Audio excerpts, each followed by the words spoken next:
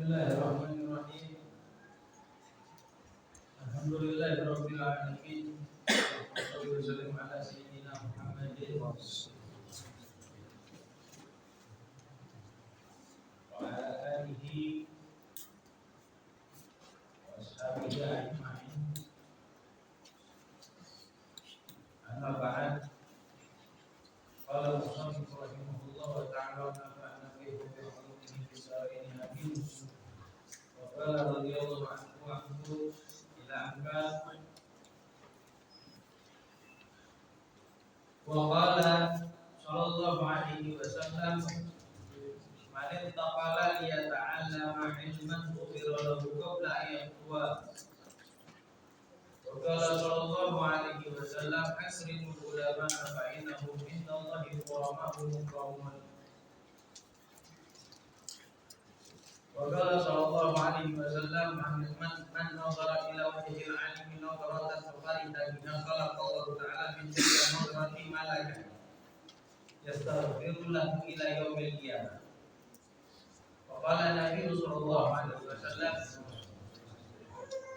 man akrama aliman faqad akramani wa man akramani faqad akramallah wa man akramallah fama huwal jannah. Wa qala sallallahu alaihi wasallam nawful alimi afdalu min ibadatil jahili. Wa qala Nabi sallallahu alaihi wasallam man ta'allama baban min al-ilmi ya'malu bihi aw lam ya'mal bihi kana afdala min an yusalli alfa rak'atin tatawwu'an. Wa qala sallallahu alaihi wasallam baca hadis jangan ada yang bercanda ya. Kalau lagi baca hadis nggak boleh main-main, bercanda sama yang berkumpul. Kalau Nabi sallallahu alaihi wasallam man sama'a aliman faka'annama zarani, wa man safaha aliman faka'annama safahani, wa man jalasa aliman faka'annama jalasani fid dunya, wa man jalasani fid dunya ajlastuhu ma'i yaumal qiyamah. Wallahu alhamdulillah. Puji dan syukur kehadirat Allah Subhanahu wa taala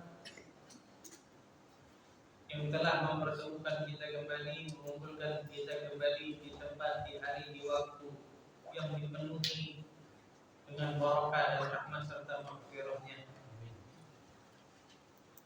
Dan semoga Allah Ta'ala tidak menjadikan kita hambanya yang sia-sia. Yang sia-sia, datang tapi nggak dapat apa, datang nggak dapat rahmat, datang nggak dapat ampunan, datang nggak dapat pertolongan dari Allah Subhanahu wa Ta'ala. Melanjutkan kajian kita di 2 minggu yang lalu sampai mana waktu itu?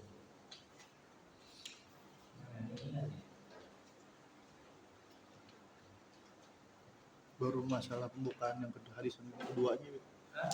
Hadis yang dibaliknya sebelah. Yang lanjutan yang hadis kan yang lembar pertama, yang lembar baliknya itu. Iya. Lembar selanjutnya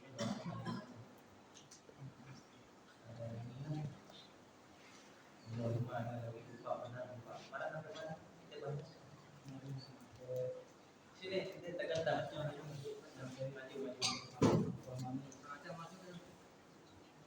sampai akromat momen akromat alimat ya. Iya.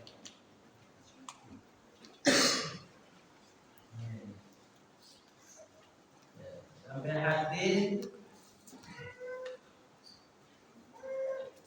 ini Rasulullah SAW menunjukkan betapa mulianya orang berilmu di sisi Allah Subhanahu wa Ta'ala. Yang patut digarisbawahi. Karena kalau nggak dijelasin kayak gini, banyak orang putus asa. Yang perlu digarisbawahi adalah orang yang berilmu. Bisa dikatakan orang itu adalah orang berilmu, bukan orang yang hafal satu kitab ini atau hafal puluhan kitab atau hafal ratusan hadis, bisa baca kitab, bisa ngaji kitab kuning, kan? Bisa ngaji kitab kuning. Bukan seperti itu, bukan seperti itu yang dimaksud dengan kapasitas orang berilmu. Kemarin sudah saya jelasin. Orang berilmu ini adalah orang yang paham satu ilmu, paham betul di satu ilmu. Orang tahu bukan cuma sekedar tahu, tapi berikut pahamnya. Satu ilmu dia paham, dia pegang, dia jaga istiqomah dengan istiqomah sampai ajalnya datang. Kemudian meninggal, ini adalah orang berilmu. Hati-hati makanya di Indonesia hampir mayoritas rata-rata isinya orang tahu ilmu. Orang tahu ilmu. Makanya mau selalu saling menghormatin, saling menghargai, saling hormatin, saling hargai. Kalau kagak bahaya, bisa mualah satu sama lain. Ya. Sebab kanjeng Nabi SAW mengatakan di dalam sabdanya, man akrama aliman faqad akramani. Siapa orang yang memuliakan orang yang tahu ilmu, orang yang berilmu, maksudnya dia tahu plus ngamalin. Dia tahu plus ngamalin. Bukan cuma sekedar tahu ilmu, ya wes sekedar tahu ilmu tapi nggak ngamal, itu namanya orang fasik. Ini orang fasik. Siapa yang memuliakan orang berilmu, maka sesungguhnya dia telah memuliakan aku, kata Rasulullah. Sesungguhnya dia telah memuliakan aku, kata baginda Nabi. Sekarang pertanyaannya, kenapa memuliakan orang berilmu itu dikaitkan dengan memuliakan atau menghormati kanjeng Nabi Sallallahu Alaihi Wasallam? Karena wallah ini saya baru dapat, ya belum lama ini saya baru dapat waktu ikut ngaji bareng live streaming sama Habib Omar. Dari situ kita ambil pelajaran para masyayikh nyampein, para tuan-tuan guru menyampaikan pemahaman. Dari situ ada intisari yang saya ambil. Orang ngajar, ustadz ngajar, guru ngajar.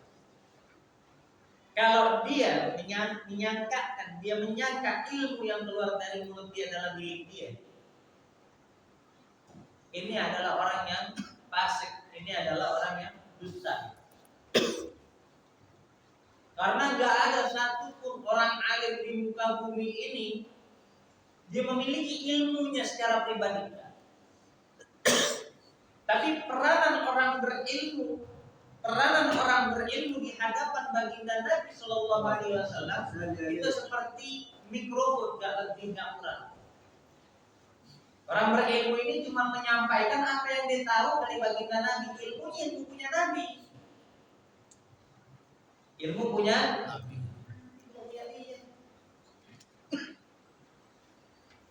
Makanya dinisbatkan siapa yang memuliakan orang berilmu, maka sungguh kata baginda Nabi, dia telah memuliakanku. Karena yang dilihat udah bukan lagi model orangnya.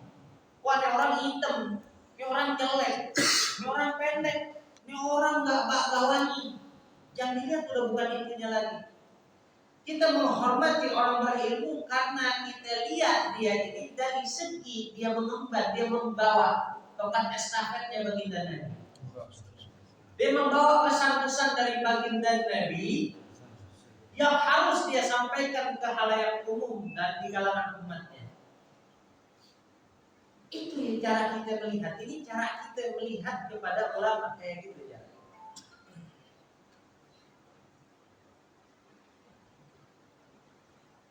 Bodoh amat nih.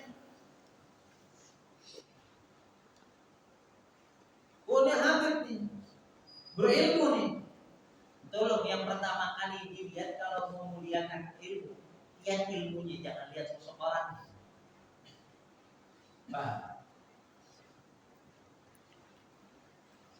Udah bawa pesan dari baginda Nabi, cucunya pula lagi. Nah itu kan enak tuh. Paham nggak?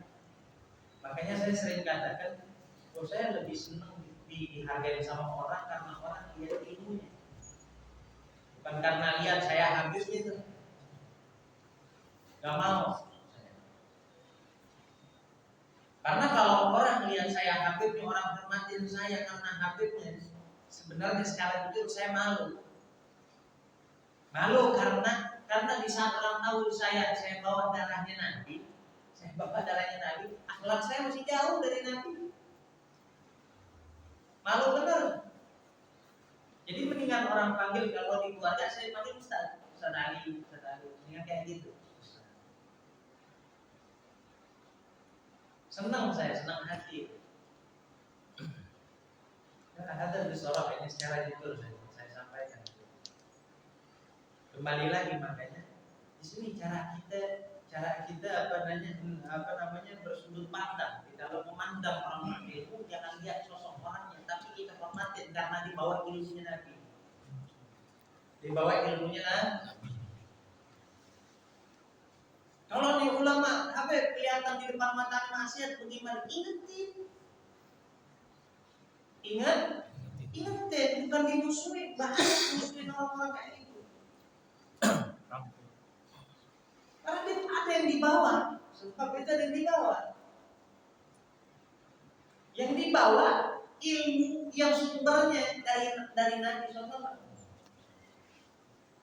Ini nggak boleh salah persepsi ya orang, hati-hati.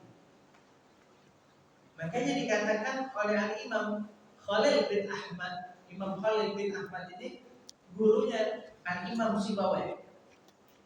Gurunya Imam Sibawai. Imam Khalil bin Ahmad mengasih tahu kepada kita, mengabarkan kepada kita, memerintahkan kepada kita bahwasanya manusia ini di alam bumi ini ada 4 macam. Yang pertama alimun, wa huwa ya'lam annahu alim. Yang pertama orang yang berilmu dan dia sadar dirinya berilmu. Ini tandanya orang yang ahli ngamalin ilmu. Apa pasalnya? Fattabi'u. Orang yang kayak gini ikutin. Ikutin.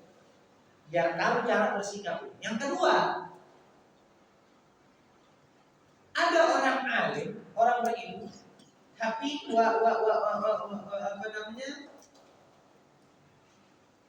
dia nggak sadar dirinya berilmu. Dirinya nggak sadar kalau dia punya ilmu. Ini orang berilmu yang lupa ngamalin ilmu. Kalau ketemu sama yang model kayak begini, apa perintahnya? Fa'aikidu. Ingetin.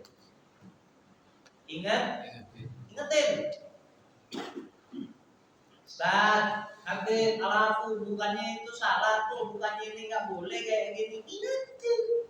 Ini perintah. Saya nggak enak ingetinnya.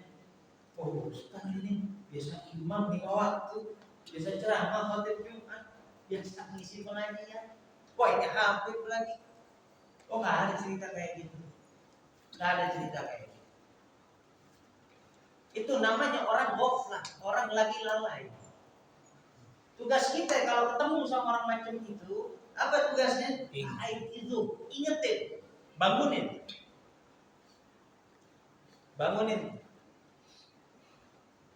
Terus model yang ketiga bagaimana ya?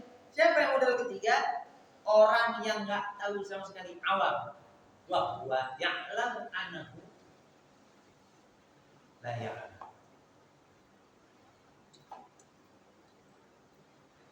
Yang ketiga, orang awam yang sadar dirinya nggak tahu ilmu.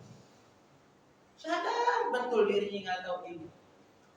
Fa wa mustarsyidun dikatakan. Orang yang kayak gini, orang yang lagi butuh bimbingan. Kalau ketemu sama yang kayak gini, farsyidu, bimbing. Model yang keempat. Model yang keempat, orang yang nggak tahu dan dirinya nggak tahu kalau dia nggak tahu. Ini yang keempat bahaya nih. Orang bodoh yang nggak sadar dirinya bodoh, so tahu. Yang kayak begini apa? Lepasin, jauh-jauhin. Wala takun bainakum wa bainahu alaqah. Jangan sampai terjadi antara kalian dengan orang kayak gitu ikatan, disayang. Yang model kayak begini bakal bikin kusut. Tinggal. Kita cuma disuruh sama Imam Khalil bin Ahmad yang beliau dapat ilmunya dengan sanad sampai kepada Nabi SAW. Yang patut diikutin orang yang sadar dirinya berilmu. Maksudnya sadar apa? Karena dia sadar diamalin tuh ilmunya. Nah, orang yang kayak gini ikutin. Berarti 3 macam yang lainnya kan disuruh ikutin. Ada yang disuruh tegur, nasehatin, ingetin. Ada yang disuruh bimbing, ada yang disuruh jauhin. Yang diikutin yang pertama. Paham tuh? Ingat. Itu cara kita menata sudut pandang kita. Jadi nggak ada cerita yang nggak enak dulu. Sayyidah Aisyah itu Sayyidah Aisyah paling marah sama orang yang kalau mau nanya soal hukum, mau ingetin tapi malu, tapi ini tapi itu. Ini malunya ente gak enaknya ente bakal menyebabkan mendatangkan pemudorotan yang lain. Ada wadah bocor bulu-bulu tambah, jangan tunggu di wadah bocornya makin gede. Mumpung masih dikit tambah bulu-bulu. Bisa dipahami? Jadi Rasulullah ngomong ayat itu bukan karena alasan. Siapa yang memuliakan orang berilmu, maka sungguh dia telah memuliakanku. Ini ada alasan. Karena dia mengemban beban tanggung jawab dari aku, kata Nabi. Itu hormatin itunya. Beban yang dibawa. Ada orang misalnya kita disuruh pilih. Ente mau baju robek-robek tapi dari Nabi. Apa baju mewah harganya miliaran lagi. Dari Raja Arab, Raja Minyak. Ente pilih mana? Dari Nabi walaupun robek. Kenapa? Yang kita lihat bukan bajunya.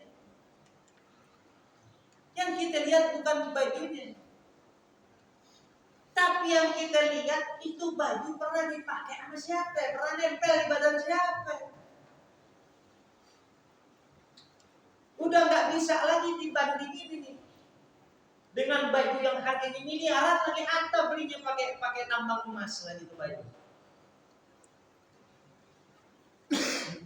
Nggak bisa.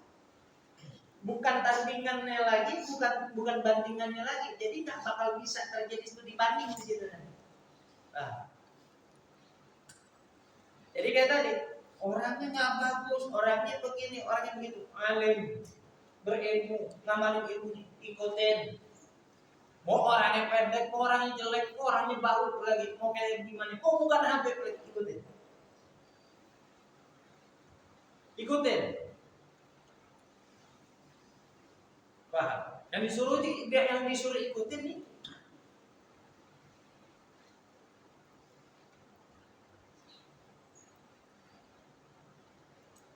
Ini kalau di live, di share di YouTube. Andai kan ada orang-orang yang lagi ikut aliran Kiai Iman, menghina saya lagi apa? Bahasanya lagi apa? Lagi apa namanya? Gila nasab. Kalau sok baik di depan umum tuh. Bukan lagi apa? Bahasanya apa? Lagi berdusta depan orang. Asal keselamatan. Emang kayak gitu. Karena nggak bahas nasab pola apa. Di sini kedudukan nggak kayak gitu. Untuk habaib, untuk zuriat Nabi, perintahnya dicintai. Kalau urusan ikutin tetap yang berilmu. Habib nggak ada ilmunya, nggak bisa diikutin. Bukan pencitraan. Bukannya lagi nggak pencitraan ini ngomong hak. Allah yang ngomong hak, lebih lagi. Nah, kita nggak berilmu lagi, nggak usah diikutin cinta ya. Tapi bukan berarti kita cinta sama itu Habib, kalau nih Habib salah kita diam. Tengah enak tegur, lurusin. Termasuk saya, kalau antum melihat saya kurang, tegur saya. Kasih saya nasihat. Karena nggak mesti Habib adalah orang yang paling paham. Nggak ada yang maksum selain Nabi. Kalau mesti Habib yang ahli paham, maka datuk saya Faqihul Muqaddam, gurunya mestinya Habib, bukan masyayikh. Gurunya Faqihul Muqaddam, bukan Habib. Gurunya Imam Segaf, bukan Habib. Banyak yang kayak gitu. Kalau saya nggak salah itu Syekh Abu Bakar bin Salim yang besoknya, hari Minggu besok nih, awalnya bakal diselenggarakan di Cidodol bersama guru mulia Habib Umar bin Hamid. Itu kalau salah ingat saya, gurunya itu Syekh Umar bin Mahroma, bukan Habib. Tandanya apa? Bukan sebuah aib Habib belajar sama yang bukan Habib. Termasuk saya yang duduk di depan antum misalnya. Guru saya kebanyakan pribumi, orang Madura. Boleh saya katakan guru saya itu yang Habib cuma Habib Umar bin Hamid doang, mungkin seingat saya. Karena saya belajar sama kiai-kiai. Ngerti nggak maksud arahnya kemana? Bukan sebuah aib Habib belajar sama non Habib.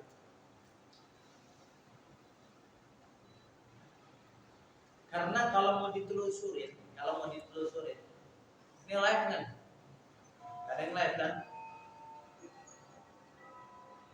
Kalau mau ditelusurin, ini Bani Jawi ini masih kerabat sama hamba, tapi lain ibu. Singkat sejarahnya, Nabi Allah Ibrahim alaihissalam punya istri berapa? Berapa istrinya? Maju sini orang Islam. 2. Siapa? Siti Hajar, Siti Sah. Ini yang orang pada umumnya tahu. Yang orang nggak tahu ini ada 3 istri Nabi Allah Ibrahim alaihissalam. Apa yang tahu dari mana? Sejarahnya dari mana?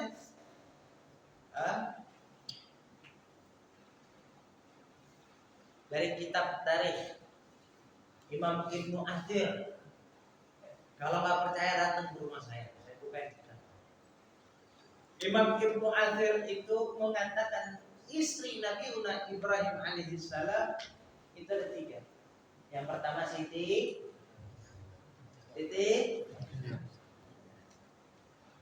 Yang kedua Siti Sarah dulu, Siti Hajar dulu nih. Siti Hajar dulu. Yang ketiga Siti Konturoh. Catat. Siti Konturoh melahirkan anak-anak yang mengisi Pulau Jawa. Lah orang pikir emang di bumi orang langsung ada penghuninya. Silsilah kita semua ngambatnya kan Nabi Allah Adam alaihissalam. Proses pemenuhan bumi ini, dataran bumi ini, enggak Allah ciptakan terus ada penghuninya dari Nabi Adam dulu. Terus kalau ditanya orang Jawa ini yang tinggal di Indonesia ini keturunan Nabi Adam dari yang mana? Ayo, kalian tahu kan? Saya kasih tahu. Dari Siti Konturo, makanya dalam bahasa Jawa, ini subhanallah, masya Allah, ada bekas-bekasnya tuh. Bahasa Jawa, kenturo jadi keturah. Keturah punya 2 makna, tergantung Jawa mana dulu. Ini kalau mau dibahas ilmiah bisa saya. Bisa. Bukan saat di hidayat itu bisa saya juga bisa. Siti Konturo namanya jatuh di Indonesia. Keturunannya jadi Bani Jauh. Habaib keturunan Nabi Allah Ismail dari ibunda Siti Hajar. Orang Bani Israel dari Siti Sarah.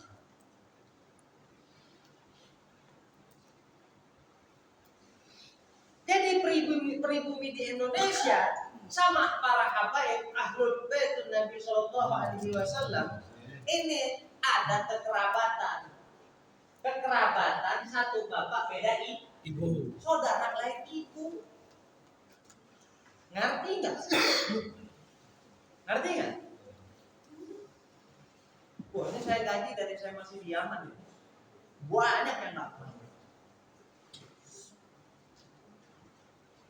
Jadi nggak enak besok. Ada habib termasuk saya. Ada kekeliruan atau antum ada hal yang lebih antum pahamin dan mengerti. Ada keliru antum ingatin tuh ya.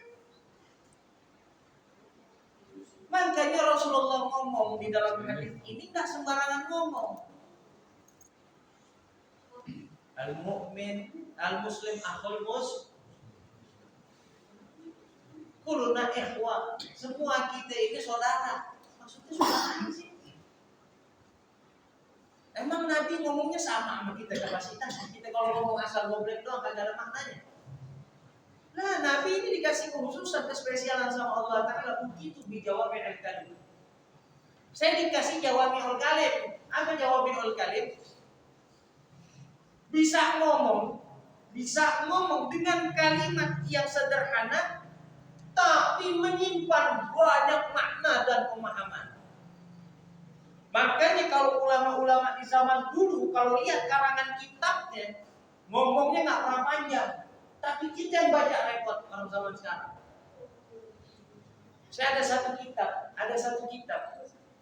Ini kitab dahsyat ini. Karyanya Imam Ibnu Arabi. Halatnya Baghdad.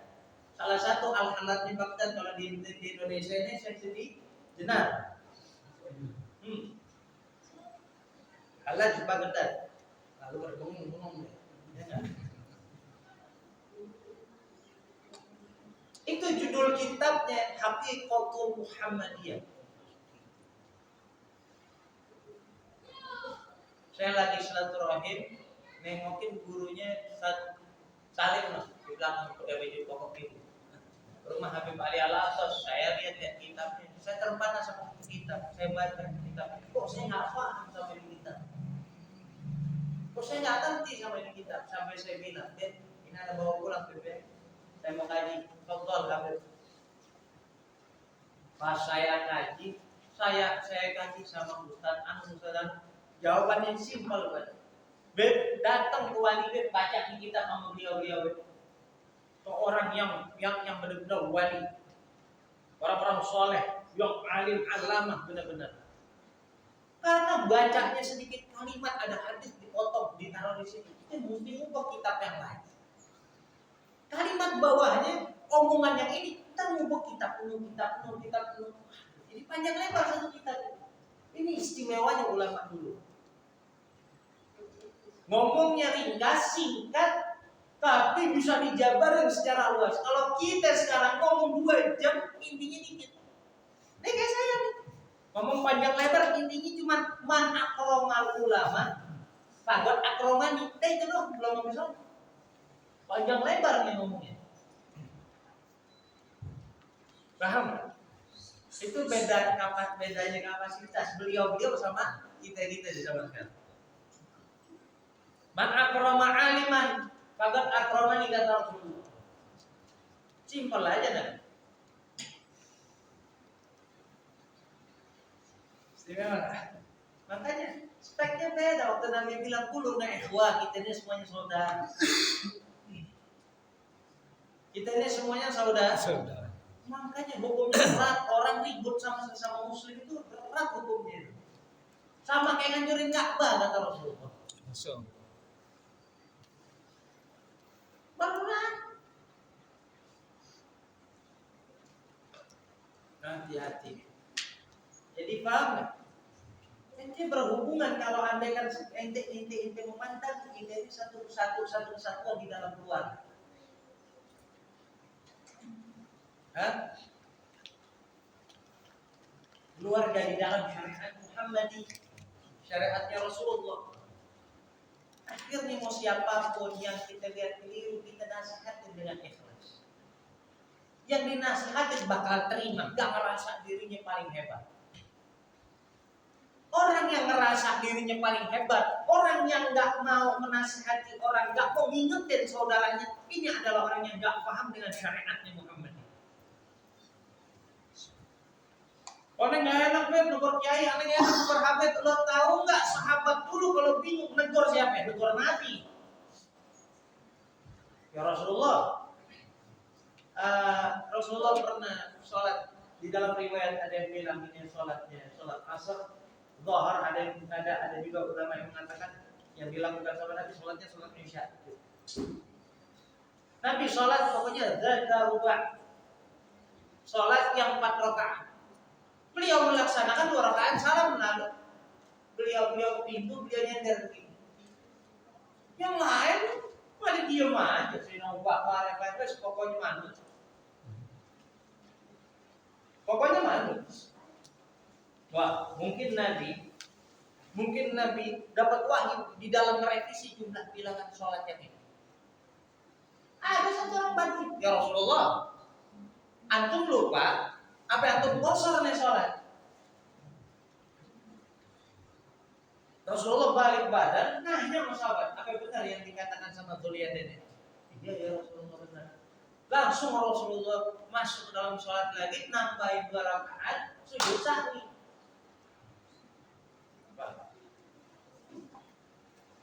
Ya pokoknya kejadian itu hikmahnya ada pensyariatan sujud sahwi. Intinya gitu. Dan inti yang kedua, sahabat nggak takut ngomong sama Nabi, ingetin Nabi nggak takut. Ya Rasulullah kayak gini. Sama kayak misalnya antum lihat khilaf, ana lupa, antum datang di antum salah benar nih, antum punya kelakuan kayak gini. Ustaz, antum nggak salah, antum punya sikap kayak gini seperti ini. Ente pilih ngingetin, apa nanti ditanya sama Allah langsung. Dilihatnya sebentar. Wah itu Habib, aneh nasihatin gak enak, jagoan dia, begini begitu. Besok ente ditanya sama Nabi, kenapa ente gak ingetin itu aneh kata ente cinta? Ya kok.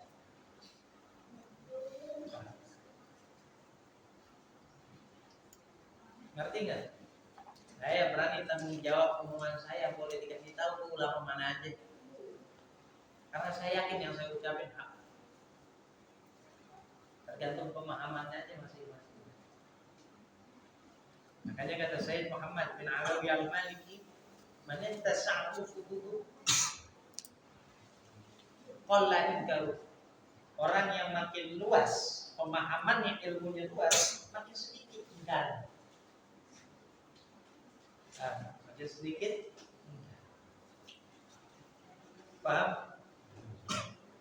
Oh, udah berapa lama nih ngomong? Berapa lama? 34 menit. 34 menit. Waman akramani, dan siapa orang, berarti kesimpulannya aku diakumulasi lagi sama Rasulullah. Siapa orang yang memuliakan orang alim, orang berilmu, maka sungguh dia telah memuliakanku. Dan barang siapa yang telah memuliakanku, hasilnya apa? Sesungguhnya dia telah memuliakan Allah. Waman akramallaha fama'wahul jannah. Barang siapa yang telah memuliakan Allah Ta'ala, maka akan Allah tetapkan dia di dalam surga. Allahumma ja'alna minhum.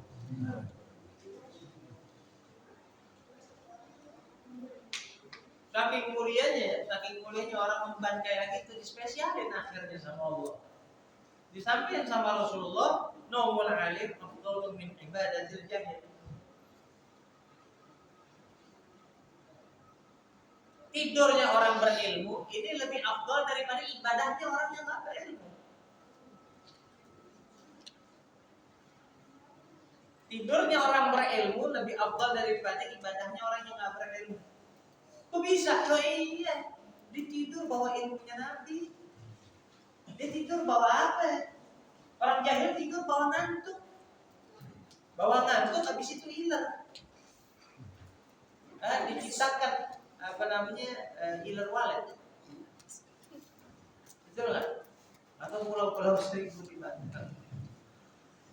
Tapi kalau orang yang berilmu enggak, dia mau tidur dia sholat witir dulu. Habis sholat witir dia siwakan. Dia pegang wudhu tidur, dia tayamum madep ke kanan. Asal bisa dia madep ke kiblat kalau memang memungkinkan. Bangun tidur dia siwakan, dia zikir sama Allah. Beda kapasitas. Sikap gerak geriknya sudah diliputi dengan Nur Muhammad di orang kayak gitu. Tidur tahu waktu, habis subuh dia nggak tidur, habis asar dia nggak tidur. Kenapa dia nggak tidur? Yang ngejaga Nur Muhammad. Makanya kalau orang berilmu katanya berilmu dengan amalin ilmunya, banyak tanda tanyanya. Banyak tanda. Kalau saya tanda tanya misalnya satu, kok Anda setarakan diri Anda kapasitasnya dengan orang awam? Kok dijatuhin martabat? Mondok 4 tahun, mondok 5 tahun, katanya ngaji ke sono, ngaji ke sini. Oh, Anda diambil aja beda sama orang yang tinggal di jalan, yang nggak tahu ilmu, yang masih butuh kita kasih ilmu, yang butuh bimbingan. Betul nggak?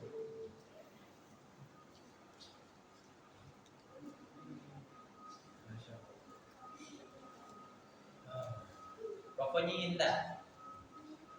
Pokoknya yang punya keterkaitan dengan sisinya baginda Nabi SAW ini indah, mulia banget.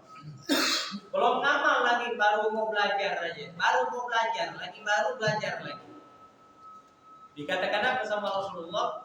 Man ta'allama baban minal ilmi ya'malu bihi aw lam ya'mal bih kana afdala min an yusalli alfa rak'atin tatawwu'an.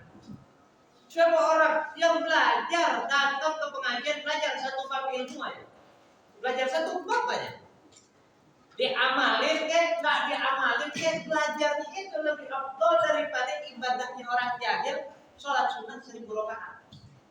Belajar satu babnya itu.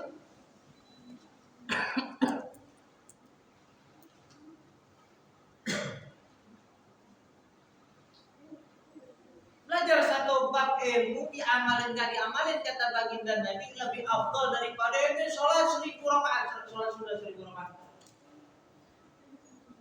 Allah, la ilaha illallah.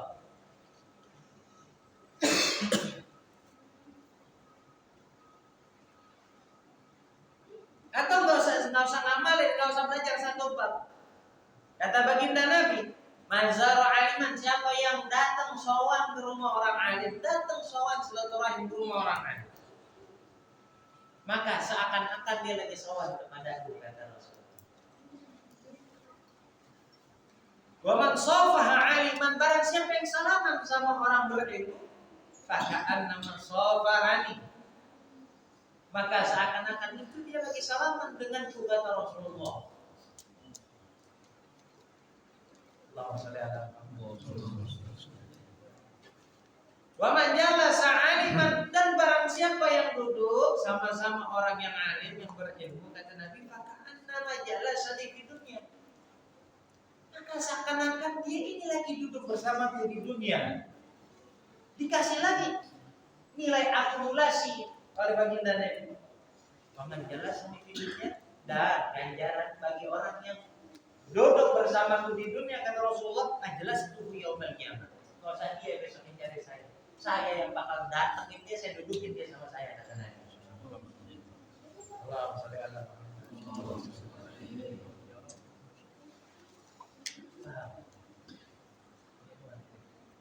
Allahu.